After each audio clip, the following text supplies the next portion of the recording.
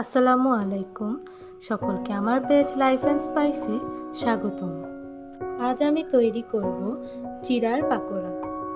সন্ধ্যার নাস্তায় চায়ের সাথে এটি বেস্ট। প্রথমে চিড়া ভালো মতো ধুয়ে 10 মিনিটের মতো ভিজিয়ে রাখব। এরপর পানি ভালো মতো ছেঁকে নিব। এরপর দিয়ে দেব পেঁয়াজ কুচি, মরিচ কুচি, আলু কুচি। এরপর 3 চামচ চালের গুঁড়া দিয়ে দেব।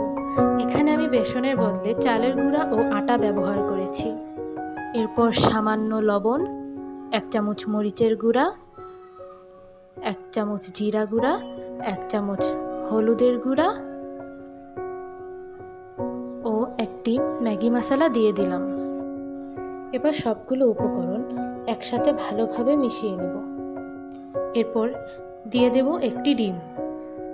সব কিছু ভালো মতো মিশিয়ে নেব। এখানে আমি পরে আরও 2 চামচ আটা যোগ করেছি।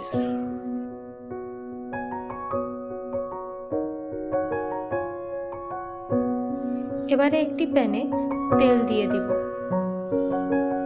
পাকোড়াগুলোকে ডুবো তেলে ভাজতে হবে। তেল গরম হয়ে গেলে একে একে পাকোড়াগুলো তেলে দিয়ে দেব।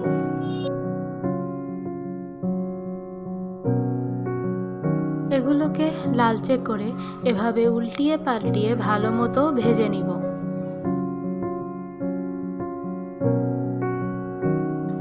ভাজার সময় চুলা মিডিয়াম আঁচে রাখতে হবে।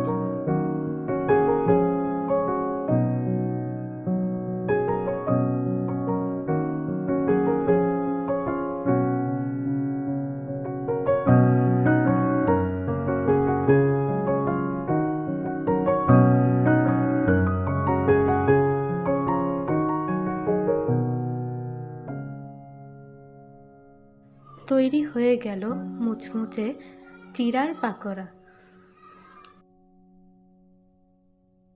সকলকে ধন্যবাদ ও আসসালামু আলাইকুম।